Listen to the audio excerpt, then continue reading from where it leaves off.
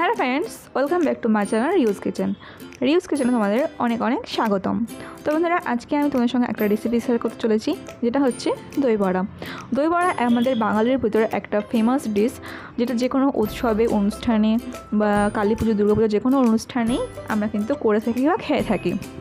তো আজকে সেই রেসিপিটা তোমার সঙ্গে শেয়ার করব। তো এর জন্য আমি প্রথমে নিয়ে নিয়েছি কিছুটা পরিমাণ, 2 কাপ মতন আমি নিয়েছি এখানে মুগ ডাল, আর 1 কাপ মতো নিয়েছি আমি এখানে বিউলির ডাল। সারা রাত আমি ডালগুলো ভিজিয়ে রেখেছিলাম এবং ভালো করে জল ঝরিয়ে নিয়েছি। এবার আমি দুটোরই পেস্ট করে নেব। তো দেখো, মুগ ডালগুলো সব দিয়ে দিচ্ছি। এরপর আমি সব দিয়ে দেবো এতে আমি বিউলির ডালগুলো। একসাথে দুটো ডাল মিশিয়ে করলে পরে বড়াগুলো খেতে বেশি সুস্বাদু হয়, ওই জন্য আমি 2 রকম ডাল নিয়েছি। দিলাম কিছুটা পরিমাণ আদা কুচো এবং অল্প পরিমাণ জল। জলটা অল্প নিতে হবে, নাহলে থিকনেসটা কিন্তু পাতলা হয়ে যাবে। দেখো, আমি মিক্স করে নিয়েছি, আর দেখে নিশ্চয়ই বুঝতে পারছো টেক্সচারটা কীরকম ঘন হয়েছে। ডালটা কিন্তু বেশি মিক্স করলেও চলবে না, হালকা মিক্স করতে হবে, যেন একটু হালকা দানা দানা হয়ে থাকে, এতে বড়াটা খেতে বেশি ভালো হবে। এরপর আমি এখানে নিয়ে নিচ্ছি কিছুটা পরিমাণ ধনিয়া পাতা আর একটা কাঁচা লঙ্কা। এগুলো আমি ভালো করে কুচো করে নেব। এরপর আমি এটা সাইডে রেখে দিয়ে আমি যেই পেস্টটা করে রেখেছি সেটা একটা বাটিতে নিয়ে নেব এবং এটা আমি হাতে দিয়ে ফাটিয়ে নেব। এটা আমি দিচ্ছি কিছুটা পরিমাণ হিং হচ্ছে বড়ার স্বাদ বাড়াতে সাহায্য করে, আর 1/2 টেবিল স্পুন মতন লবণ। এবার আমি এটা ভালো করে ফাটিয়ে নেব। ডালটা যত বেশি পরিমাণ ফাটানো হবে, বড়াটা কিন্তু তত বেশি সুস্বাদু এবং ভালো হবে। তো এখানে আমি ডালটা ফাটাচ্ছি মোটামুটি 3 থেকে 4 মিনিট। তোমরা অবশ্যই ফাটাবে ভালো করে। দেখো, ডালটা অনেকটা এখন ফুলে উঠেছে। এরপর আমি এতে দিয়ে দেব ধনিয়া পাতা এবং লঙ্কা কুচো। এটা আমি পরে দিচ্ছি, কারণ লঙ্কা কুচো যেহেতু একসাথেই আছে, আগে দিলে পরে হাত জ্বালা করতে পারে, সেহেতু আমি এটা পরে দিলাম। তো দেখো, ভালো করে ফাটানো হয়ে গেছে, ডালটা অনেকটা ফুলে উঠেছে। এবার আমি এটা কিছুক্ষণ 10 মিনিট মতন প্রায়টা আমি ঢাকা দিয়ে রেখে দেব, এতে ডালটা আরও বেশি ফেপে উঠবে। এরপর আমি জলটা রেডি করে নেব, দই বড়া ডুবাবার জলটা।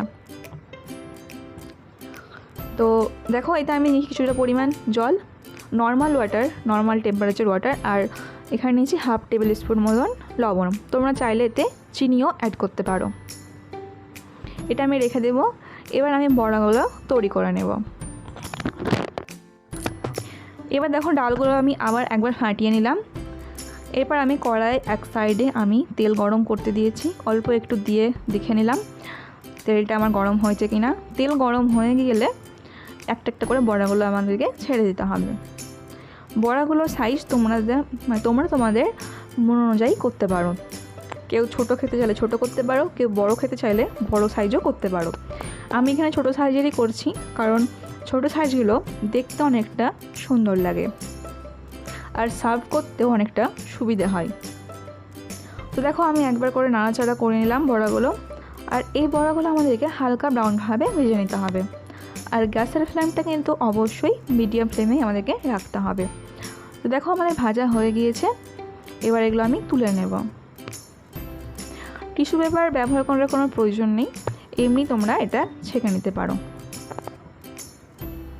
এরপর আমি যে জলটা রেডি করে রেখেছিলাম সেই জলে সবগুলো ডুবিয়ে দেব, এতে বড়াগুলো আরও বেশি স্মুথ হবে। দেখো, ডুবিয়ে দেওয়ার পর হালকাভাবে নিয়ে নিলাম এবং বাকি যেইটা ছিল পেস্টটা ছিল সেগুলো দিয়ে আমি আবার বড়াগুলো ছেড়ে দিলাম। একইভাবে উল্টে পাল্টে দুদিক ভেজে নেব।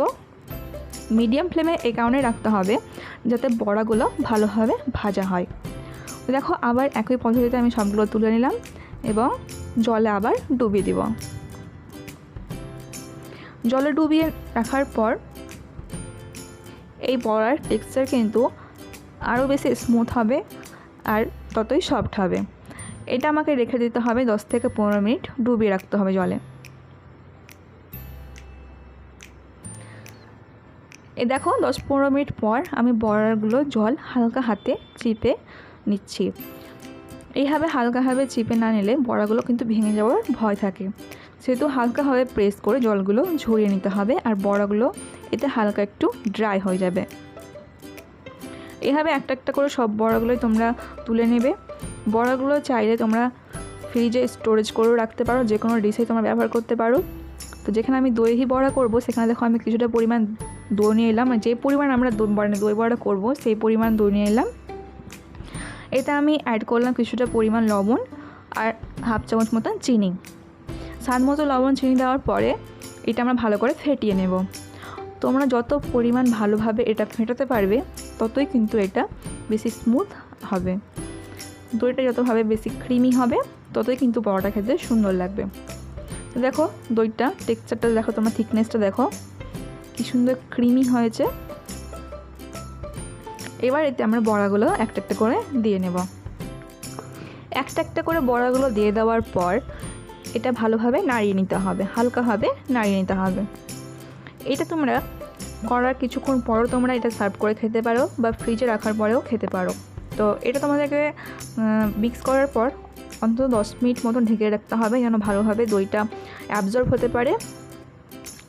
তারপর 10 মিনিট পর দেখো কত সুন্দরভাবে জিনিসটা বড়াগুলো কতটা ক্রিমি মনে হচ্ছে। আর অবশ্যই সার্ভ কিন্তু ভালোভাবে করতে হবে। সার্ভ ভালোভাবে না করতে পারলে কিন্তু দেখতেও জিনিসটা সুন্দর লাগে না, আর দেখতে সুন্দর না হলে কিন্তু খেতে মন চাইবে না। তো অবশ্যই সার্ভটা ভালোভাবে করতে হবে। তো দেখো আমি এখানে চেষ্টা করেছি একটু ভালো করে সার্ভ করার।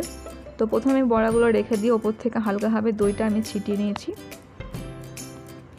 এরপর আমি দিয়ে দিচ্ছি হালকাভাবে ধনেপাতার চাটনি, ওপর থেকে আমি দিয়ে নিচ্ছি। আর ওপর থেকে আবার দিয়ে দিচ্ছি কিছুটা লাল চাটনি বা তেঁতুলের চাটনি। অবশ্যই চাটনি দুটো ঘরে তৈরি করা হোমমেড রেসিপিতে, তোমরা যদি চাও তো অবশ্যই বলো, আমি তোমাদেরকে দেখিয়ে দেবো। হালকাভাবে ওপর থেকে আমরা লবণ ছিটিয়ে নিলাম। তোমরা চাইলে বিট লবণ বা কালো লবণও ইউজ করতে পারো। এরপর আমরা দিয়ে দিলাম ওপর থেকে হালকা পরিমাণ চাট মশলা। এরপর আমরা দিয়ে নেব হালকা করে জিরে ভাজা গুঁড়ো ছিটিয়ে নিলাম। গরম মশলা গুঁড়ো দিতে পারো তোমরা হালকাভাবে। এরপর আমরা দিব হালকা পরিমাণ একটু কাশ্মীরি লঙ্কা গুঁড়ো। কাশ্মীরি লঙ্কা গুঁড়ো দিলে কি হয়, জিনিসটা দেখতে সুন্দর হয় যেহেতু কাশ্মীরটা লাল। এরপর ওপর থেকে হালকা পরিমাণ পুদিনা পাতা বা ধনিয়া পাতাও হালকাভাবে ছড়িয়ে নিতে পারো। এবার দেখো পুরো রেডি হয়ে গেছে খাবারের জন্য।